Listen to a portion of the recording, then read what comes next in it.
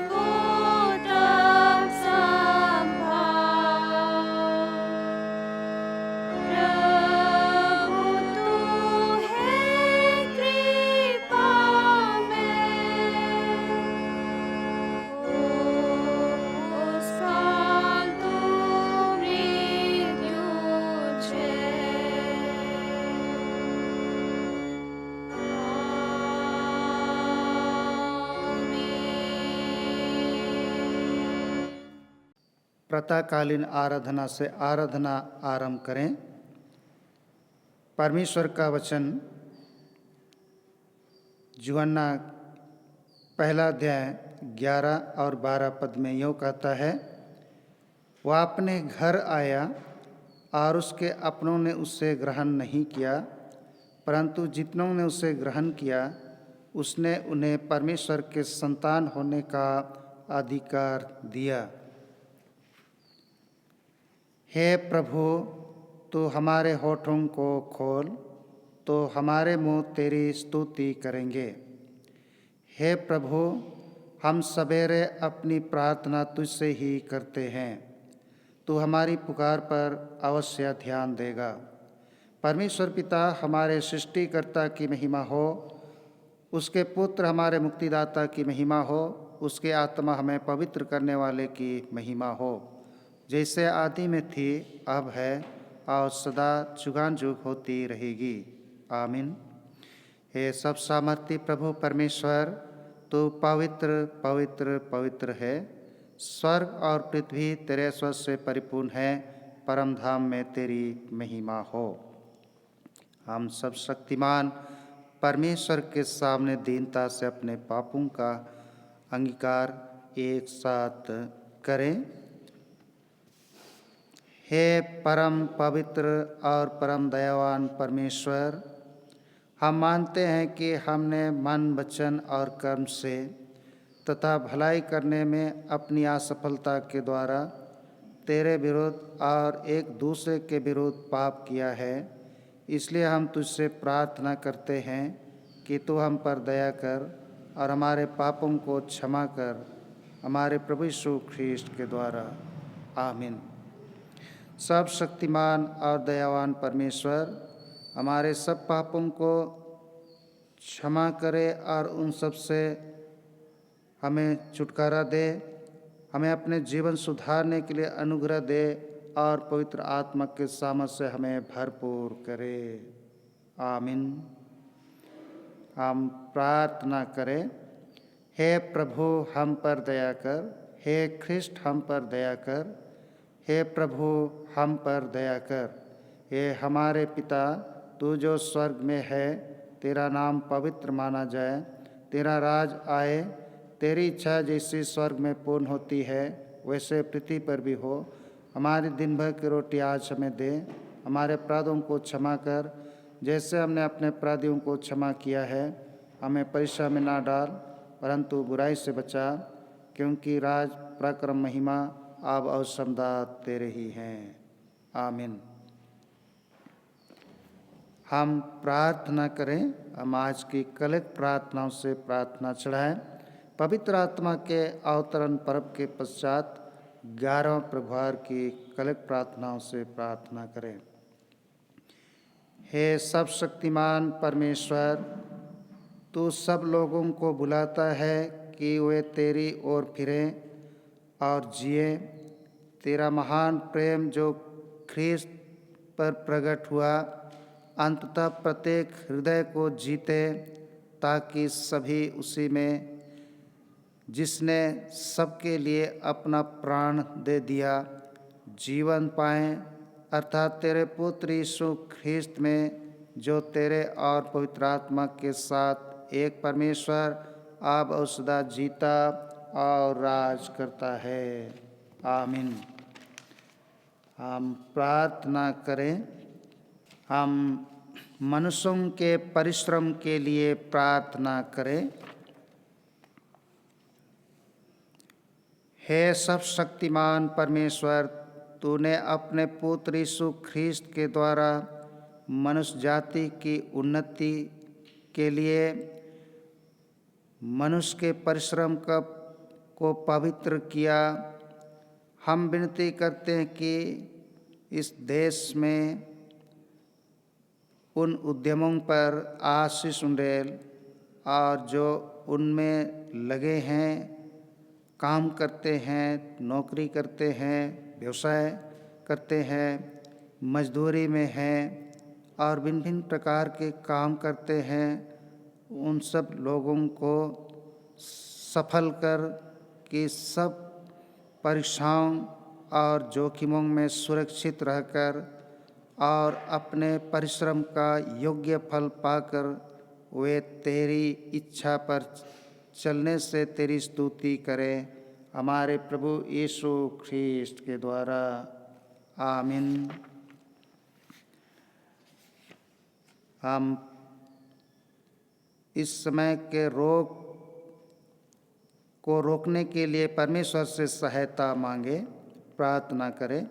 हे सब शक्तिमान और दयावान परमेश्वर, तू जो जीवन और मृत्यु का प्रभु है, इस भयानक रोग और काल के समय हम नम्रता से तेरी ओर अपनी आंखें उठाते हैं और हमें बचाने की भरोसा रखते हुए तुझसे विनती करते हैं कि तू हमें इस संकट से छुड़ा और अपने लोगों को ऐसी स्वस्थ और शक्ति दे कि वे शांत, नम्र और धन्यवादित मन से तेरी सेवा करें, उसी हमारे प्रभु यीशु ख्रीस्ट के द्वारा।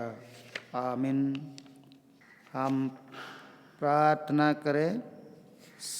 समस्त मनुष्यों के लिए हम प्रार्थना करें। हे परमेश्वर, समस्त मनुष्य जाति के सृष्टिकर्ता और पालनहार, हम नम्रतापूर्वक सब प्रकार और दशा के मनुष्यों के लिए विनती करते हैं कि तू कृपा कर अपने मार्ग उन्हें बता और अपना त्राण सब जातियों पर प्रकट कर।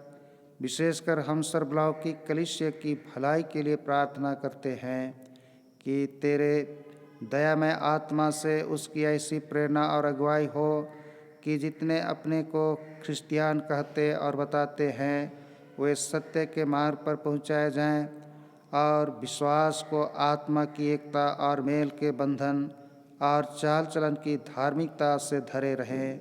निदान जितने तन मन अथवा धन की किसी क्लेश व दुख में पड़े हैं, उन्हें हम तेरी पितृतुल्य दया को सौंपते हैं कि तू कृपा कर जैसे उनकी आवश्यकता है वैसे ही उन्हें शांति और छुटकारा दे।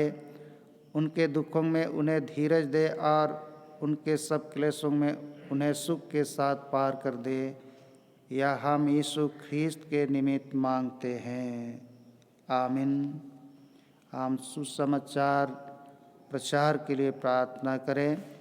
हे परमेश्वर, तूने सब जाति के मनुष्यों को एक ही लहू से सारी पृथ्वी पर वास करने के लिए उत्पन्न किया और अपने धन्य पुत्र को इसलिए भेजा कि जो दूर हैं जो निकट हैं दोनों को मेल का प्रचार करें। यह वर दे कि इस देश के सब लोग तुझे टटोल कर पाएँ और स्वर्गीय पिता उस प्रतिज्ञा को शीघ्र पूरा कर जो तूने की है कि मैं सारे मनुष्यों पर अपना आत्मा उंडेलूँगा, हमारे त्राता यीशु ख्रीस्ट के द्वारा। इस समय पवित्र पाठ वचन सुनने के लिए कृपया मंडली बैठ जाएंगे। आज का ठहराया गया पहला पाठ वचन है यहेजकेल 33 उसका 30 से 32। यहेजकेल 33 उसका 30 से 32। हे मनुष्य के संतान, तेरे लोग दीवारों के पास और घरों के द्वारों में तेरे विषय में बातें करते और एक दूसरे से कहते हैं, आओ सुनो कि यहोवा की ओर से कौन सा वचन निकलता है। वे प्रजा के समान तेरे पास आते और मेरी प्रजा बनकर तेरे सामने बैठकर तेरे वचन सुनते हैं, परंतु वे उन पर चलते नहीं। मुंह से तो वे बहुत प्रेम दिखाते हैं, परंतु उसका मन लालच ही में लगा रहता है। तू उनकी दृष्टि में प्रेम के मधुर गीत गाने वाला और अच्छा बजाने वाला सा ठहरा है, क्योंकि वे तेरे वचन सुनते तो हैं परंतु उन पर चलते नहीं। यह परमेश्वर का वचन है। परमेश्वर का धन्यवाद हो। आज का दूसरा पाठ वचन जो हमें मिलता है प्रेरितों के कामों का वर्णन, उसका 17वां अध्याय पद संख्या 1 से 9। प्रेरितों के कामों का वर्णन, उसका 17वां अध्याय पद संख्या 1 से 9। फिर वे अम्फिपुलिस और अपुलोनिया होकर थिस्सलुनीके में आए, जहाँ यहूदियों का एक आराधनालय था। पौलुस अपनी रीति के अनुसार उनके पास गया और 3 सबत के दिन पवित्र शास्त्रों से उनके साथ वाद विवाद किया और उनका अर्थ खोलकर समझाता था कि मसीह को दुख उठाना और मरे हुओं में से जी उठना अवश्य था, और यही यीशु जिसकी मैं तुम्हें कथा सुनाता हूँ मसीह है। उनमें से कितनों ने और भक्त यूनानियों में से बहुतों ने और बहुत सी कुलीन स्त्रियों ने मान लिया और पौलुस और सिलास के साथ मिल गए। परंतु यहूदियों ने ढास से भरकर बाजारू लोगों में से कुछ दुष्ट मनुष्यों को अपने साथ में लिया और भीड़ इकट्ठी करके नगर में हुल्लड़ मचाने लगे और यासोन के घर पर चढ़ाई करके उन्हें लोगों के सामने लाना चाहा। उन्हें वहां ना पाकर वे चिल्लाते हुए यासोन और कुछ भाइयों को नगर के हाकिमों के सामने खींच लाए। ये लोग जिन्होंने जगत को उल्टा पुल्टा कर दिया है, यहाँ भी आ गए हैं। यासोन ने उन्हें अपने यहाँ उतारा है। ये सब के सब यह कहते हैं कि यीशु राजा है और कैसर की आज्ञाओं का विरोध करते हैं। उन्होंने लोगों को और नगर के हाकिमों को यह सुनाकर घबरा दिया, इसलिए उन्होंने यासोन और बाकी लोगों से मुचलका लेकर उन्हें छोड़ दिया। यहाँ तक यह परमेश्वर का वचन है। परमेश्वर का धन्यवाद हो। इस समय हम एक गीत गाएंगे।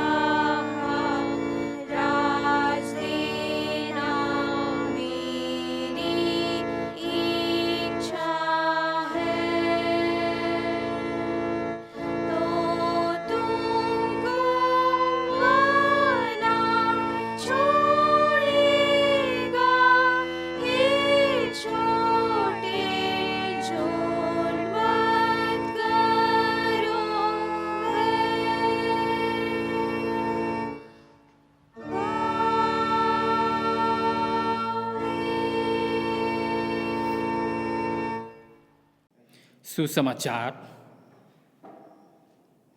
पवित्र मरकुस रचित सुसमाचार उसका अध्याय 6 और पद संख्या 1 से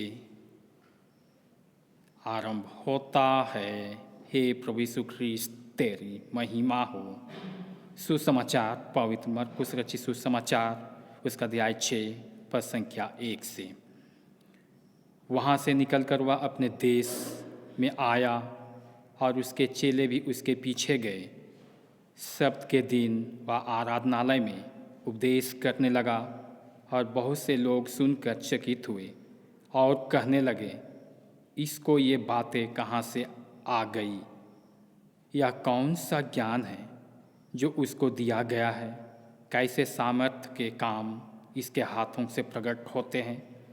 क्या यह वही बढ़ई नहीं जो मरियम का पुत्र और याकूब, योसेस, यहूदा और शमौन का भाई है?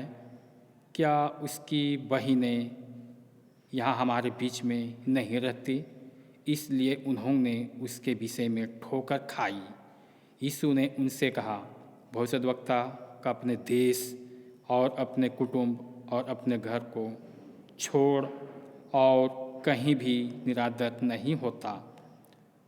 वह वहाँ कोई सामर्थ का काम ना कर सका, केवल थोड़े से बीमारों पर हाथ रखकर उन्हें चंगा किया और उससे उनके अविश्वास पर आश्चर्य हुआ और वह चारों ओर के गांव में उपदेश करता फिरा। यहाँ तक यह प्रभु यीशु ख्रिस्त का सुसमाचार है। हे प्रभु यीशु, तेरी स्तुति हो। हम प्रार्थना करें। धन्यवाद प्रभु जी, आज के सुप्रभात और आज के आराधना के लिए, जिनमें तू अपने लोगों को ऑनलाइन के जरिए भी जहाँ अपने ठिकाने हैं इस आराधना के साथ तू जोड़ता है। भली भांति प्रभु जी, इस समय बहुत सारे लोग वचन के भूखे प्यासे इसमें अपनी विचारों को, भावनाओं को तेरी ओर उठाते हैं। तमाम सुनने वालों को आशीष दे। पवित्र आत्मा तो एक जीवन पर काम कर, हमारे साथ में पवित्र आत्मा तो होले अगुवाई दे, बातचीत कर, ताकि हम आंतरिक विवेक के साथ सच्चाई की बातों को हम बोल सकें। धन्यवाद प्रभु।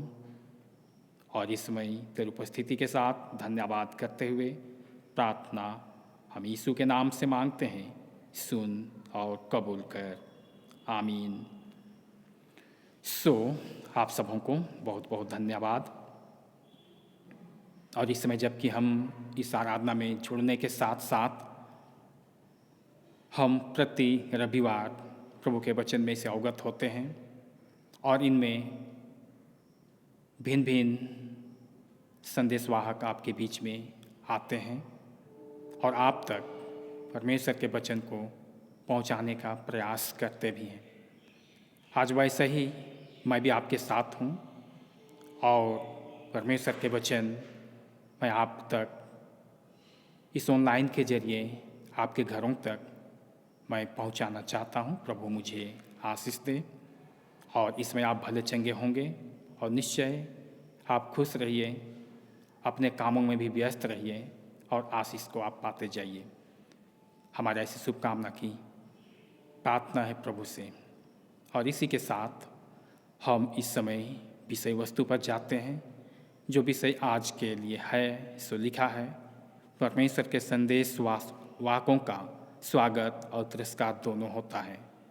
विषय परमेश्वर के संदेश वाकों का स्वागत और तिरस्कार दोनों होता है। यह वचन बाइबिल से उद्धृत होकर हमारे लिए विषय के रूप में तैयार किए गए हैं और यह किस ओर ले जाना चाहता है। आज वचन तो बहुत कुछ बोली जाती है, पर कितने लोग वचन को सुनते हैं और कितने लोग उस वचन पर चलने वाले भी होते हैं, ये तो व्यक्तिगत जीवन ही बताएगा।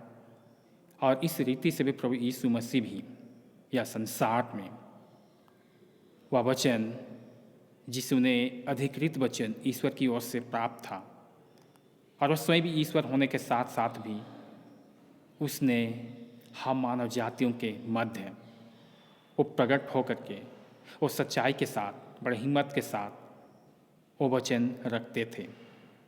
और ये ऐसी वचन थी और अब भी है और जीवन के अंत तक भी बनी रहेगी कि जिन वचनों को लोगों ने कभी सुना भी नहीं था, वैसे वचनों को प्रभु यीशु मसीह ने एक नए अंदाज के साथ या पृथ्वी पर जहाँ पर लोग जीते हैं उन्होंने प्रकट की।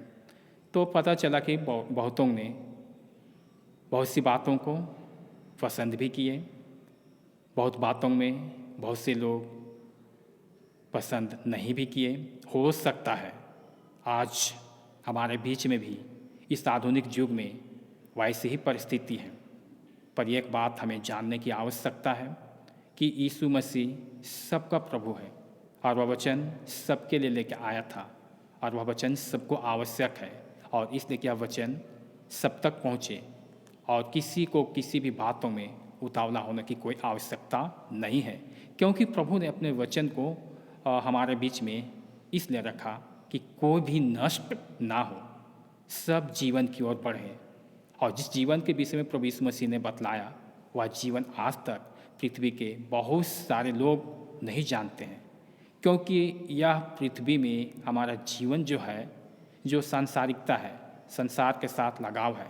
पर ये सांसारिक जीवन के साथ हम जीते हैं तो संसार का जीवन ही हमारी पूरी हो जाएगी, या यही हमारा जो अंत होता है मृत्यु के बाद, यहीं तक। ऐसा नहीं है। जो नए अंदाज के साथ जो प्रभु यीशु मसीह स्वर्गिक व्यक्ति थे, जिसने इसके बाद होने वाली बातों को बतलाने के इस जगत में आए, जो कोई विश्वास रखते हैं वे जीवन पाएंगे और उसके पीछे चलने वाले अब भी बनते हैं। तो ये वचन आज हमारे बीच में है। यहाँ पर हम देख पा रहे हैं, आप देखेंगे मत्ती उसका 13 अध्याय, मत्ती उसका 13 अध्याय पद संख्या 24 से लेकर 30 तक, पद संख्या 24 से लेकर 30 तक। इस प्रकार हम देखेंगे कि यहाँ क्या लिखा हुआ है। मत्ती 13 अध्याय पद संख्या 24 लेकर 30। यीशु ने उन्हें एक और दृष्टांत दिया। स्वर्ग का राज उस मनुष्य के समान है जिसने अपने खेत में अच्छा बीज बोया, पर जब लोग सो रहे थे तो उसका शत्रु आकर गेहूं के बीज, जंगली बीज बोकर चला गया। जब अंकुर निकले और बालें लगी तो जंगली दाने के पौधे भी दिखाई दिए। इस पर गृहस्थ के दासों ने आकर उससे कहा, हे स्वामी, क्या तूने अपने खेत में अच्छा बीज ना बोया था? फिर जंगली दाने के पौधे उसमें कहाँ से आए? उसने उनसे कहा, यह किसी शत्रु का काम है। दासों ने उससे कहा, क्या तेरी इच्छा है कि हम जाकर उनको बटोर लें? उसने कहा, नहीं, ऐसा ना हो कि जंगली दाने के पौधे बटोरते हुए तुम उनके साथ गेहूँ भी उखाड़ लो। कटनी तक दोनों को एक साथ बढ़ने दो, और कटनी के समय मैं काटने वालों से कहूँगा कि पहले जंगली दाने के पौधे बटोर कर जलाने के लिए उनके गट्ठे बांध लो, और गेहूं को मेरे खत्ते में इकट्ठा करो। आज हम देख रहे हैं यह वचन हमारे लिए बड़ी सटीक है। प्रभु यीशु मसीह अपने लोगों को इस बातों के साथ वो समझाया करते थे कि दृष्टांत या कि कुछ कहानी के तौर पर या उदाहरण दे करके अपने लोगों को बतलाते थे। प्रभु यीशु मसीह जहाँ पर अच्छे बीज बोए, बीज वचन के प्रतीक हैं। कहने का मतलब कि जब हम अच्छे बीज को बोते हैं तो हम अच्छे फसल की भी उम्मीद करते हैं। प्रभु की भी यही इच्छा थी और किसान भी यही चाहता है। इस बार भी आप देख रहे हैं कि इस बारिश के मौसम में, और ये खेती लगाने का मौसम है, समय है, किसान बेसब्री से जल के इंतजार में हैं, हवा पानी धूप के अच्छे वातावरण के इंतजार में हैं, और वो महंगे बीज भी डालते हैं और वो अच्छे फसल उगाने का प्रयास कर रहे हैं।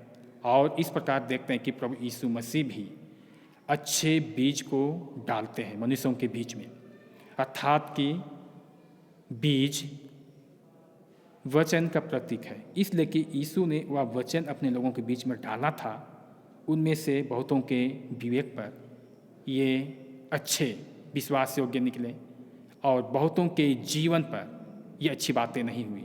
इसलिए यीशु का डाला हुआ वह वचन को लोगों ने बिल्कुल अच्छा नहीं समझा। अच्छा नहीं समझने का मतलब क्या है कि यीशु के शब्दों को नहीं चाहना। और इसीलिए जब लोगों ने, उसके चेलों ने कहा कि हे प्रभु जी, क्या आपने अच्छा बीज नहीं डाला था जो यहाँ पर घास फूस उगाया है? उसने कहा, नहीं, मैंने अच्छा बीज डाला है, परंतु किसी बदमाशों ने या मुझे नहीं चाहने वालों ने, जो परमेश्वर को नहीं चाहने वालों ने ऐसा हमारे वचनों में मिलावटी कर दिया है, अर्थात कि जंगली बीज बो दिया है। इसलिए अच्छे पौधे के साथ जो मैंने बोया था उसके साथ जंगली पौधे भी उगाए। तब चेलों ने कहा, क्या उसे जाकर हम उखाड़ कर फेंक दें? यीशु ने कहा, नहीं नहीं नहीं, अभी छोड़ दो। अर्थात कि यह पृथ्वी एक ऐसे खेत है जहाँ पर विश्वासी और अविश्वासी दोनों जीते हैं। इसलिए प्रभु ने कहा कि दोनों को एक साथ कटनी तक बढ़ने दो, और जब समय पहुँचेगा, अंत का दिन आएगा, उस समय मैं तुम्हें कहूँगा कि जो मैंने बोया था बीज, उनमें से उन फसलों को इकट्ठा करो जो गेहूं के बीज के साथ प्रभु यीशु मसीह ने उपमाया उदाहरण दिया है, और उन्हें तू मेरे खत्ते में डाल दो। और जो जंगली बीज के जो पौधे हैं और उनके फल हैं, उससे तू अलग कर और उन पौधों को गठरी बांध दे और इससे जला दो। ये नरक के प्रतीक हैं। तो यहाँ पर हम देख रहे हैं कि आज हमारे बीच में ऐसा ही है। कुछ अच्छे भी लोग करना चाहते हैं और कुछ लोग बुराई भी करना चाहते हैं। इसलिए ये बातें हमें इस बातों के साथ साबित होती है कि प्रभु यीशु मसीह ने इस वचन को बोए जाने के साथ साथ दो बातों को हमारे बीच में रखा, और वो है कि उधार पाए हुए लोग और दूसरा खोए हुए लोग। तो हम देखते हैं कि प्रभु यीशु मसीह ने इन बातों में दो विभिन्न बातों को बताया है, और उद्धार पाए हुए लोग ये अनंत जीवन में भागी होंगे। दूसरी बात, खोए हुए लोग ये दांत पीसेंगे, अर्थात कि नरक के दंड भोगेंगे। यही व्यक्ति लोग परमेश्वर के वचन पर मिलावटी करते हैं और यही लोग विरोधी लोग हैं। यहाँ पर हम देख पा रहे हैं कि यहाँ आज हम देखते हैं कि प्रभु यीशु मसीह ने किन किन बातों को बतलाया। यीशु को पता था उसके सुसमाचार का विश्व के एक विशाल समूह इनकार अंत के दिन में करेगा। यीशु को पता था कि जो वचन प्रभु यीशु मसीह ने सबके समक्ष प्रचार किया है, वो वचन सबके साथ नहीं है, क्योंकि विश्व के एक ऐसा समूह पैदा होगा जो हम वर्तमान में भी देख पा रहे हैं कि अंत के दिनों तक वे प्रभु के वचन का इनकार करेंगे, और यही लोग यीशु मसीह के विरोधी हैं। यहाँ पर यह भी कहना हम चाहेंगे कि प्रभु यीशु मसीह जब अपने वचन का प्रचार कर रहे थे तो ऐसे परिस्थिति में यीशु को बहुत सा सताहट सहना पड़ा। आज हम देखते हैं, और यही सताहट को सहकर उसने परमेश्वर की योजना पूरी की है और कहा कि प्रभु जी, मैंने तेरे वचन को जिसे मुझे तूने दिया था, मैंने सारे लोगों तक पहुंचा दिया है और मैंने तेरी महिमा प्रकट की है। हे प्रभु जी, इस समय हम तेरे वचनों से बहुत ऐसे बातों को सीखते हैं, और इसी के साथ आज भी चेलों ने प्रभु यीशु मसीह के वचन का प्रचार किया तो बहुतों ने उनके चेलों को भी दबाव डाला और वचन प्रचार करने से उन्हें मना करते थे। और इन सब बातों को सहते सहते उनके चेलों ने भी ये वचन जितना बन पड़ा ईश्वर के अगुवाई में, उनके पवित्र आत्मा के अगुवाई में, उन्होंने भिन्न भिन्न क्षेत्रों में जाकर प्रभु के वचन का प्रचार किया है, दुख सहते हुए, भूख सहते हुए, और वे ऐसे परिस्थिति में भी रहते थे जहाँ पर बहुत से खतरे भी पैदा होते थे। तो देखते हैं कि सब लोग आज ईश्वर के वचन के चाहने वाले लोग नहीं हैं। चेलों को भी बहुत सताहट हुई, प्रभु यीशु मसीह को बहुत सताहट हुआ, और इस प्रकार आज मसीही जगत सताहट के बावजूद भी पनप कर आज पूरे विश्व पर स्थापित है। आज हम भारतवर्ष में जीते हैं।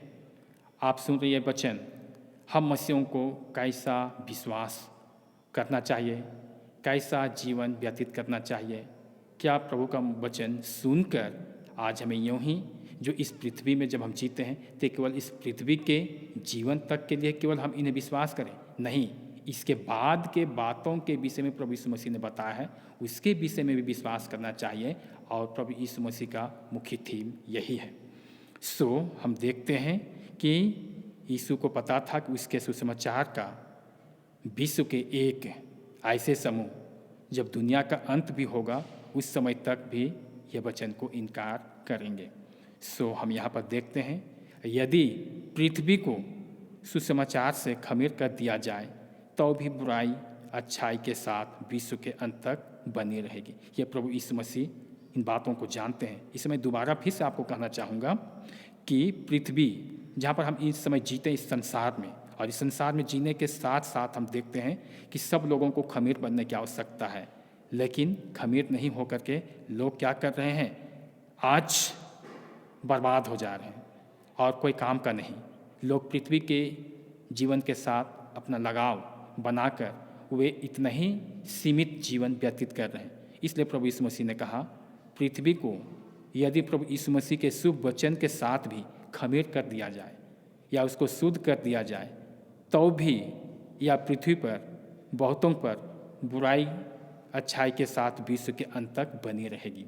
ये चीज़ आज हम देख पा रहे हैं और प्रभु यीशु मसीह ने इसे घोषणा किया है।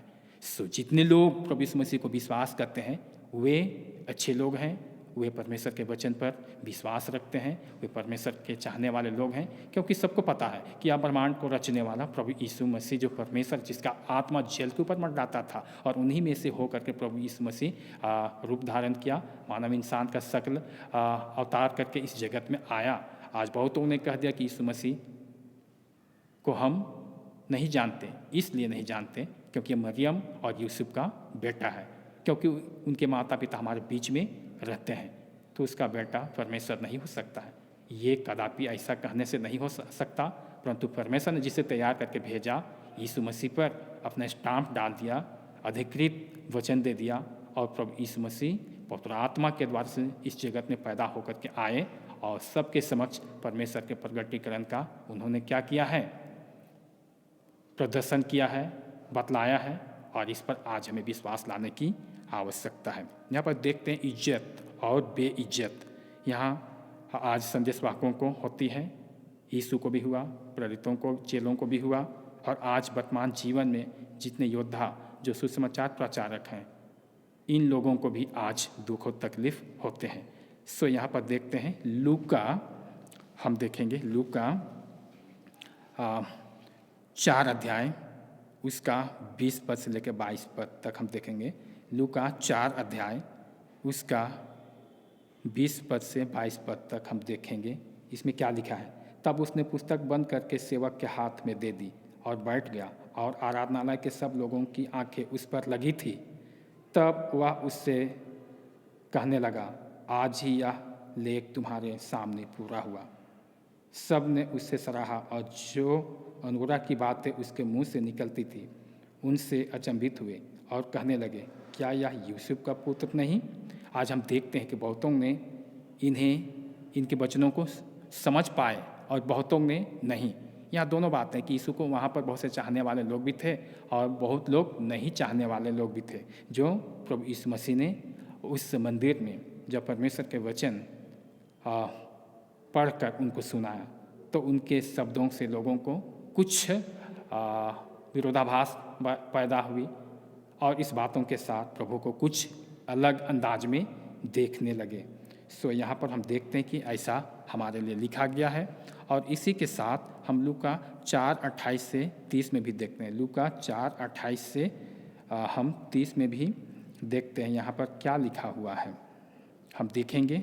अगर आपके पास बाइबिल है तो इसे आप खोल कर देखें, अन्यथा इसे आप चिन्हित करें और इसके बाद आप देख सकते हैं। 4:28 से 30 लिखा है, ये बातें सुनते ही जितने आराधनालय में थे सब क्रोध से भर गए और उठकर उससे नगर से बाहर निकाला और जिस पहाड़ पर उसका नगर बसा हुआ था उसकी चोटी पर ले चले कि उसे वहाँ से नीचे गिरा दे, परंतु वह उनके बीच में से निकल कर चला गया। यहाँ पर देखते हैं कि प्रभु यीशु मसीह को बड़ी तकलीफ हुई जब उन्होंने आराधनालय में, मंदिर में परमेश्वर का वचन पढ़ाई करके अपना आरंभिक बातों को बतलाना चाहा, अपना परिचय देना चाहा।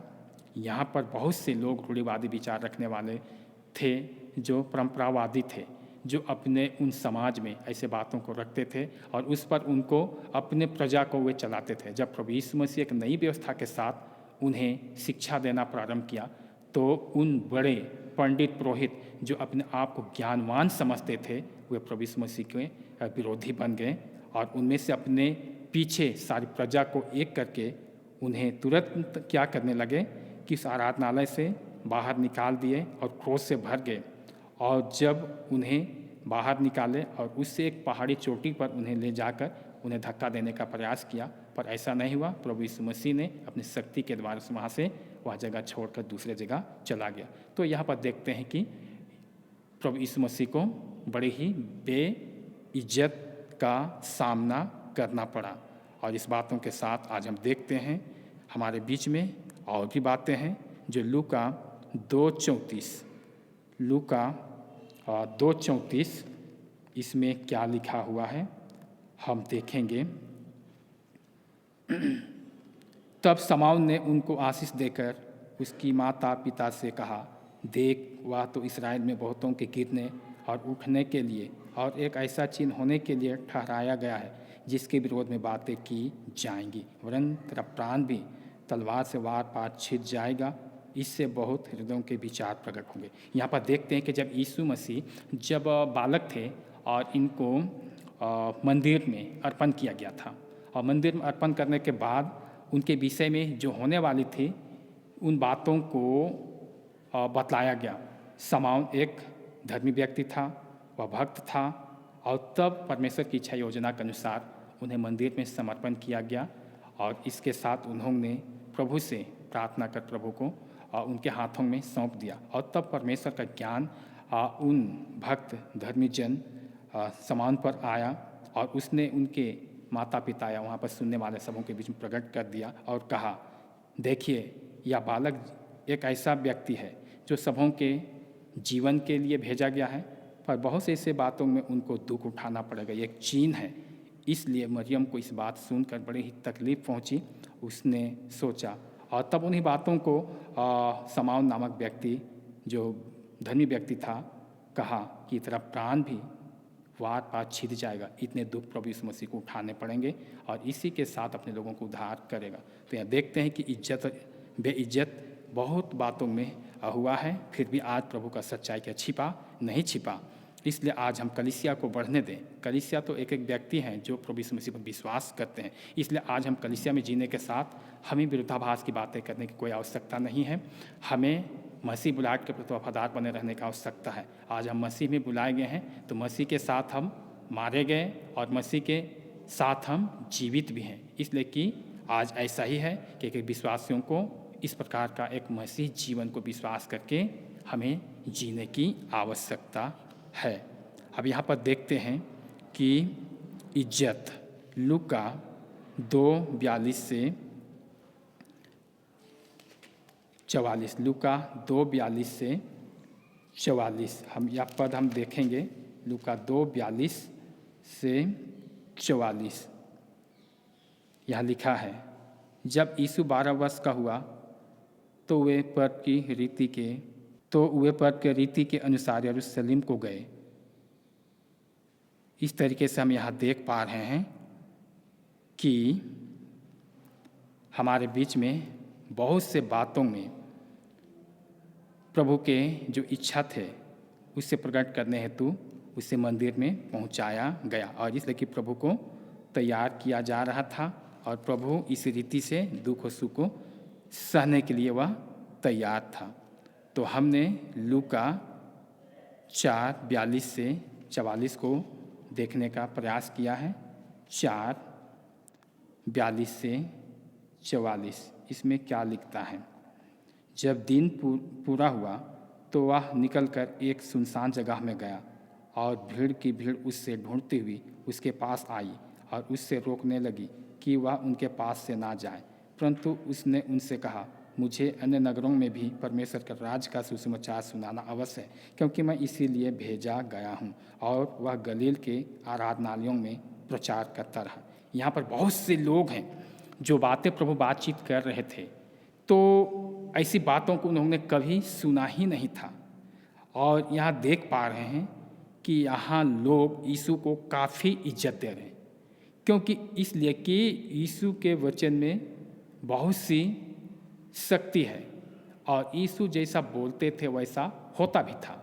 लोग बीमार से चंगाई पाते थे, अपने परिस्थिति के अनुसार प्रभु से वे जो चाहते थे प्रभु कर कर उन्हें दिखलाते थे।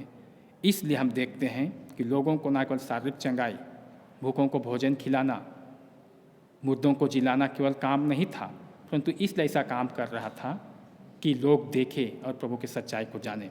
आज यहाँ लोगों ने अपने जीवन में इस बातों को देखा और उसके साथ साथ उनकी सच्चाई पर विश्वास किया।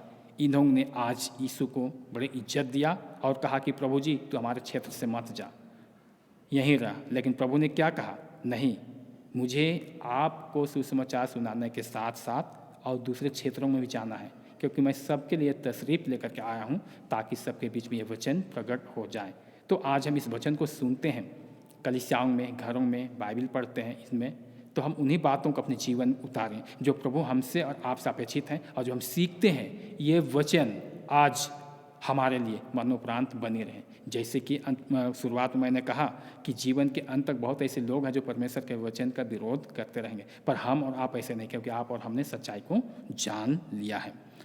यहाँ पर ऐसे बातों के साथ हम ध्यान दें कि हमारा जीवन कैसा होना चाहिए। और लूका 4:14 से 15 में भी हम देखेंगे। लूका 4:14 से भी हम 15 में देखेंगे यहाँ पर क्या लिखा हुआ है। फिर यीशु आत्मा की सामर्थ से भरा हुआ गलील को लौटा और उसकी चर्चा आसपास के सारे देश में फैल गई। वह उनके आराधनालयों में उपदेश करता रहा और सब उसकी बड़ाई करते थे। यहाँ देखते हैं कि बहुत बड़ाई करने वाले लोग भी मिले, क्योंकि प्रभु यीशु मसीह नए अंदाज में नए वचन का प्रचार कर रहा था और ऐसे बातों के साथ सुनने वालों को अच्छा लग रहा था, और जो हमें इंतजार थी वो हमें मिल गया। इसलिए प्रभु को बड़ी इज्जत मिली, और प्रभु आज भी इज्जत के साथ अपने बातों को अपने लोगों के बीच में रखते हुए पूरे विश्व पर भिन्न भिन्न भाषाओं में अपने वचन को प्रचार करने का ऐसा ज्ञान और शक्ति दिया कि सब लोग यीशु मसीह पर विश्वास करके अपने जीवन उन बातों को जाने कि जो आवश्यक थी। संसारिक बातों के साथ में आत्मिक बातों की भी आवश्यकता है। इन बातों को प्रभु यीशु मसीह ने प्रकट किया, और पूरे विश्व पर भी आज ये वचन प्रचलित केवल नहीं, पर वचन ये पूरी हो रही है। हम धन्यवाद देते इस बातों के साथ। और ऐसे तो हम देखते हैं कि भविष्यवक्ताओं को भी पुराने काल में बहुत सताया गया, दबाया गया, प्रेरितों को भी। और इसी के साथ यीशु के जो 4 भाई थे और कुछ बहनें, वे भी यीशु मसीह पर विश्वास नहीं करते थे, परंतु अब वे बाद में विश्वास करके वे यीशु मसीह पर ईमान लाते हैं। और इसी के साथ देखते कि यहूदा और याकूब जो यीशु मसीह के भाई थे, वे लोग विश्वास करके पत्री वचन लिखने में सहमत हुए। ये एक गवाही का कारण है। हम धन्यवाद देते हैं। हम शांति स्थापित कर प्रभु के वचन के साथ, और इस बातों के साथ हम विश्व में प्रभु के वचन का प्रचार करते रहें जो सच्चाई है। बस मैं इतना ही कहना चाहूँगा। इतना ही कहकर के मैं आप सबों को धन्यवाद करता हूँ, और जहाँ कहीं भी आप वचन सुनकर आप लाभ उठाएं और इस बातों को औरों तक भी प्रचार करने का प्रयास आप करेंगे, हमारी उम्मीद है। हम धन्यवाद देते हैं और हम प्रार्थना करते हैं। हे प्रभु जी, हम तेरा धन्यवाद करते इस वक्त, जबकि ये बातें हमने सुनी और इस बातों के साथ मैंने औरों तक ये वचन पहुंचाया है। बोलने में मुझे कमी हुई, गड़बड़ियों में क्षमा कर, और धन्यवाद के साथ ही दुआ यीशु के नाम से, आमीन। हम समय प्रेरितों का विश्वास वचन एक साथ अंगीकार करेंगे। प्रेरितों का विश्वास वचन। मैं सब शक्तिमान पिता, स्वर्ग और पृथ्वी के सृष्टिकर्ता परमेश्वर पर विश्वास करता हूँ। मैं उसके इकलौते पुत्र हमारे प्रभु यीशु ख्रिस्त पर विश्वास करता हूँ। वह पवित्र आत्मा के सामर्थ से गर्भ में आया और कुंवारी मरियम से जन्मा। उसने पंतियुस पिलातुस के शासन में दुख भोगा। वह क्रूस पर चढ़ाया गया, मरा और गाड़ा गया और मृतकों के लोक में उतरा। तीसरे दिन वह जी उठा। वह स्वर्ग पर चढ़ गया और पिता की दाहिनी ओर विराजमान है। वह जीतों मृतकों का न्याय करने को फिर आएगा। मैं पवित्र आत्मा पर, पवित्र सौलभ की कलीसिया पर, संतों की संगति, पापों की क्षमा, देह के पुनरुत्थान और अनंत जीवन पर विश्वास करता हूँ। आमीन। इस समय कृपया मंडली बैठ जाएंगे। एक विवाह घोषणा है, पुकार है, मैं उनका घोषणा करता हूँ। मिस्टर किरण सोयमुरुम कुंवर, पिता श्री हरदुगन सोयमुरुम, घर नंबर 69, मार्टिन बंगला, खूंटी, उत्तर भारत की कलीसिया खूंटी पेरिस का सदस्य। उसका बच्चनदा दुल्हन मिस लवली रोज आइंद, कुंवारी, पिता स्वर्गीय इलियाजर आइन, कोचबंग महुआ टोली तेतरी नामकुम निवासी उत्तर भारत की कलीसिया हटिया ध्रुवा पेरिस की सदस्य, इन दोनों का आज पूछने का पहली बार है। यदि ये जोड़े विवाह में नहीं जोड़े जा सकते हैं, ऐसा कोई उचित कारण जानता हो तो विवाह से पूर्व लिखित रूप में पेरिस पुरोहित को देने की कृपा करें। प्रार्थना करें। हे परमेश्वर पिता, इस जोड़े के लिए विनती करते हैं जो विवाह होने के लिए वचनदत्त हुआ है। प्रभु तो इनके मनों को सुधर पवित्र कर और तो अपनी इच्छा के अनुसार विवाह के बंधन में जोड़ दे, ताकि वे अपने संपूर्ण जीवन दंपति जीवन में तेरी स्तुति में महिमा करते हुए तेरे राज की वृद्धि में अपना योगदान दे करके अनंत जीवन के वारिस होने पाएँ। उसी हमारे प्रभु यीशु ख्रीस्त के द्वारा, आमीन। कुछ सूचनाएं ऑनलाइन चर्च आराधना दान, धन्यवाद दान, जिसमें जन्मदिन, बीमारी से चंगाई या अन्य किसी प्रकार का धन्यवाद का दान और घड़ा दान इत्यादि, और इसके साथ ही साथ असेसमेंट जो माहवारी आपका देन है, और चर्च डेवलप फंड, ये सारे दान और देन है। ये आप सोमवार से बुधवार 3 दिन के अंदर पेरिस ऑफिस में आकर के प्रातः 8 से 9 बजे के बीच जमा कर सकते हैं। प्रातः 8 से 9 बजे के बीच सोमवार से बुधवार के दिन तक जमा कर सकते हैं। हटिया ध्रुव पेरिस के अंतर्गत पढ़ने वाली मंडलियाँ कल्याणपुर, हुंड्रो, शालीमार, ध्रुवा एवं हटिया मंडलियों के परिवार अपने अपने मंडली कोषाध्यक्षों के पास निश्चित रूप से ये दान और देन जमा करने की कृपा करें।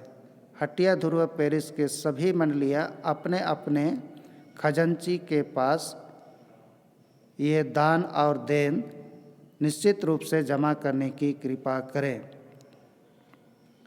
दूसरा, साल्तामामी फॉर्म जो जमा नहीं किए हैं, वे मंडली पंचों के माध्यम से पेरिस पुरोहित के पास निश्चित रूप से जमा करने की कृपा करें।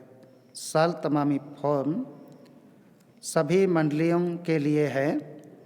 अपना अपना परिवार का विवरण फॉर्म में लिख करके देने की कृपा करें। धन्यवाद। आइए हम इस समय परहित प्रार्थना निवेदन में जाएं। हम प्रार्थना करें। हे प्रभु, तू अपने आत्मा के सामर्थ से हमको ताजगी दे और अपनी सेवा आनंद से करने के लिए हमको प्रेरित कर। न्याय और स्वतंत्रता को फैलाने के लिए हमें उभार और सबको जीवन की भरपूरी प्रदान कर। दरिद्रों और दलितों के प्रति हमसे अपना प्रेम उत्पन्न कर। जो बीमार या मनासन हैं, उन सबको आशा और दिलासा दे। वर दे कि हमारे देश में एकता और मेल रहे और उसके लोगों को शांति और आशीष मिले। जिनको अधिकार प्राप्त है, उनका अपने पवित्र आत्मा द्वारा मार्गदर्शन कर और तेरा राज समस्त संसार पर बना रहे। हे प्रभु, अपने लोगों को आशीष दे और हमें विश्वास एवं प्रेम से स्थिर रख। हम इस समय एक गीत गाएंगे और इस गीत के समय अपने चढ़ावे प्रभु को अर्पण करें।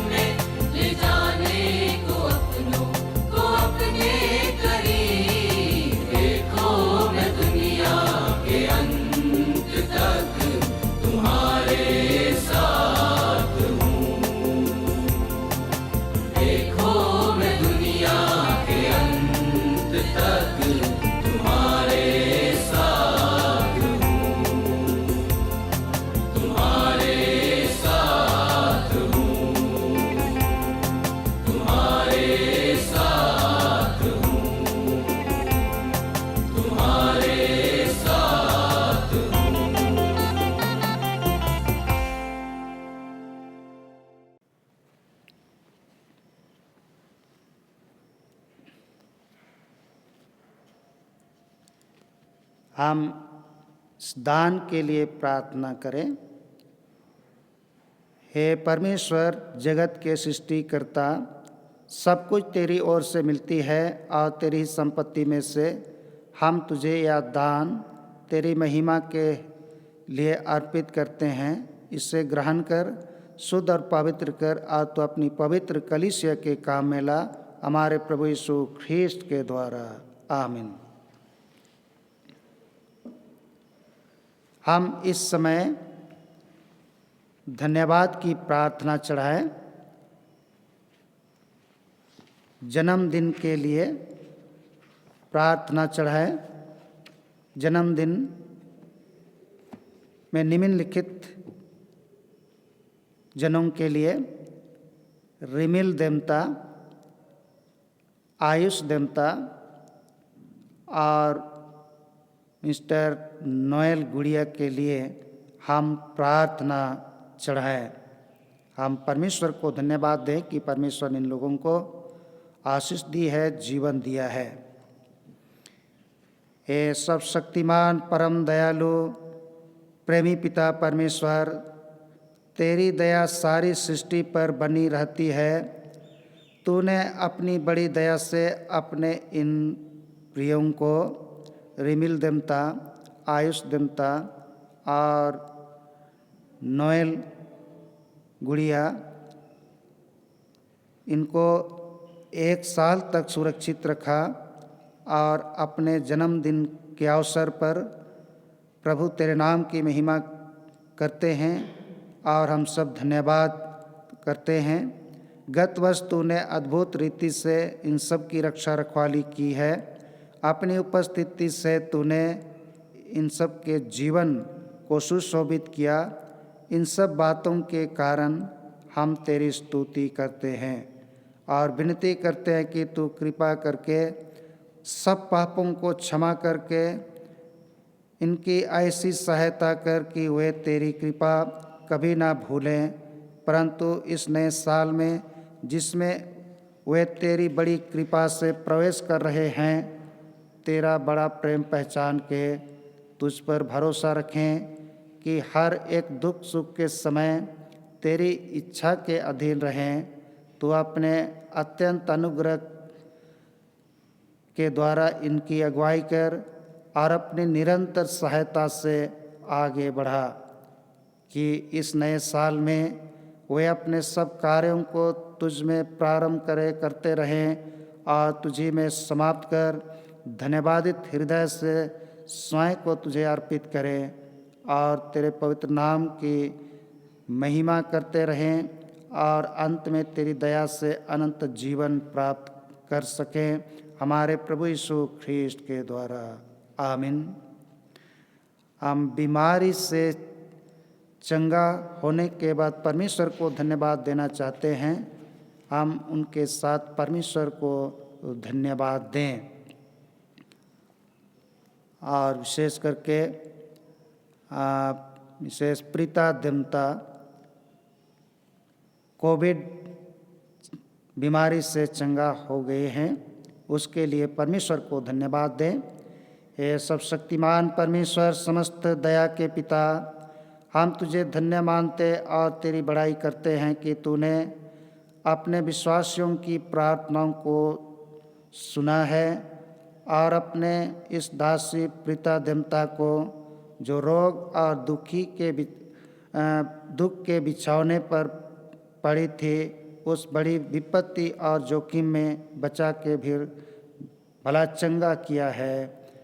तूने केवल अपनी ही भलाई से उसकी और हमारी सहायता की है, इसलिए हम आनंद सहित यह अंगीकार करते हैं कि जैसे तेरा प्रेम प्रताप आनंद है, वैसे तेरी करुणा उनकी ओर असीम है जो विश्वास से तुझे पुकारते हैं। तेरे पुत्र हमारे प्रभु यीशु ख्रीस्त के नाम से, जो मनुष्यों की देह और आत्मा का महान वैद्य होने के लिए स्वर्ग से उतरा और अब तेरे संग पवित्र आत्मा की एकता में जुगान जुग जीता और राज करता है। आमीन। हे परमेश्वर, तू ही जीव को जीवित रखता है और तेरे पास मृत्यु से निकास है। हमारा यह भाई बहन अब संपूर्ण मन से और अति धन्यवादित हृदय से अपने को तेरी सेवा में अर्पण करना चाहते हैं कि अपने जीव और शरीर समेत जिनको तूने बचाया है तेरे लिए जीवता बलिदान होए। हम विनती करते हैं या अनुग्रह कर कि आगे को वे तेरी आज्ञाओं के पथ में ऐसी विश्वसता और धीरज से दौड़े कि अंत को वे सिद्ध किए हुए धर्मियों के संग तेरे श्रीमुख के दर्शन का अक्षय आनंद प्राप्त करें। हमारे प्रभु यीशु ख्रीस्ट के द्वारा, आमीन। हम उनके लिए परमेश्वर को धन्यवाद दें जिनको परमेश्वर ने उनके जीविका के लिए प्रबंध किया, नौकरी पाया है। इसके लिए हम परमेश्वर को धन्यवाद दें और विशेष करके रिमिल दिमता के लिए। हे परमेश्वर, हम तेरा धन्यवाद करते हैं क्योंकि तेरे प्रेम की सीमा नहीं है और तेरी आशीषें अनगिनत हैं। हम तेरे सब भलाई के लिए तेरी स्तुति करते हैं और तुझे धन्य कहते हैं। विशेष करने तूने रिमिल दिमता को उनके जीविका के लिए नौकरी का प्रबंध किया है और इसमें रेलवे में नौकरी ज्वाइन किया है। इसके लिए हम हृदय से धन्यवाद देते हैं। तू तो हमारी निर्बलता में हमारा बल है, हमारे अंधकार में हमारी ज्योति, हमारे दुखों में दिलासा और शांति तथा अनंत काल तक हमारा परमेश्वर है। तूने इस भाई के जीवन में ऐसी आशीष और अनुग्रह दिया है।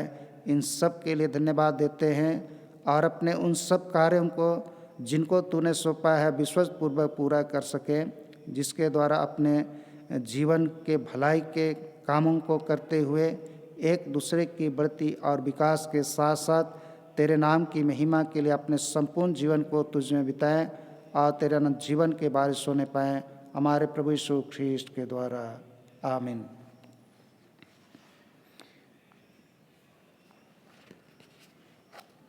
प्रार्थना करें। इनके धन्यवाद दान को विशेष रीति से अर्पण करें। हे परमेश्वर पिता, इस समय जो भी दान इन्होंने विशेष रीति से धन्यवाद की भेंट के रूप में अर्पण किया है, उस दान को आशीष दे, पवित्र कर और तो अपनी पवित्र कलीसिया के काम में ला और इनके जीवन को आशीषों से भरपूरी कर। हमारे प्रभु यीशु ख्रीस्ट के द्वारा, आमीन। प्रार्थना करें। हे प्रता के सृजनहार, तू अंधकार को दूर करके जगत को प्रकाश ले आया है। हमारे मत से पाप के अंधकार को मिटा दे। हमारे हृदय में अपने सत्य का प्रकाश उत्पन्न कर और हमारे हाथों को भले कार्य करने के लिए सबल बना। तेरा पुत्र यीशु ख्रीस्त सत्य ज्योति है, उसी के द्वारा तू हमें प्रकाश और आनंद प्रदान कर। आमीन। हे अनंत परमेश्वर पिता, तेरी सामर्थ से हमारी सृष्टि हुई है और तेरे प्रेम द्वारा हमारा उद्धार हुआ। तू अपने पवित्र आत्मा के द्वारा हमारा मार्गदर्शन कर और हमें सबल बना कि आज हम अपने आप को प्रेम से तेरी और एक दूसरे की सेवा में अर्पण करें। आमीन। हे सर्वशक्तिमान परमेश्वर, तूने हमें ऐसा अनुग्रह दिया है कि हमने इस समय एकचित्त होकर तुझसे अपनी साधारण विनतियाँ की है और तू प्रतिज्ञा करता है, जब 2 या 3 मेरे नाम पर इकट्ठे हों तब मैं उनका मांगा वर दूंगा। अब हे प्रभु, अपने दासों के मनोरथ और विनतियाँ इस रीति से पूर्ण कर जिससे उनका परम लाभ हो। इस लोक में अपने सत्य का ज्ञान और परलोक में अनंत जीवन हमें दान दे। आमीन। हम अनुग्रह वचन एक साथ कहें। हमारे प्रभु यीशु ख्रीस्त का अनुग्रह, ईश्वर पिता का प्रेम और पितरात्मा की सहभागिता हम सबके संग सदा रहे। आमीन। सबों को यीशु सहाय। आज की आराधना में सहभागिता रखने के लिए आप सबों को बहुत बहुत धन्यवाद देता हूं और इस ऑनलाइन आराधना में आप आशीषों को प्राप्त कर रहे हैं, आत्मिक जीवन में आगे बढ़ रहे हैं। अभी जब तक हमारा चर्च नहीं खुलता है तब तक इसी ऑनलाइन आराधना से जुड़े रहें और परमेश्वर की स्तुति आराधना करें और आत्मिक जीवन में आगे बढ़े। यही हमारी शुभकामना है और विश्वास है कि आप निश्चित रूप से इस आराधना के द्वारा से आशीषित हैं और परमेश्वर के साथ जुड़े हुए हैं। फिर से आप सबों को धन्यवाद देता हूँ। धन्यवाद।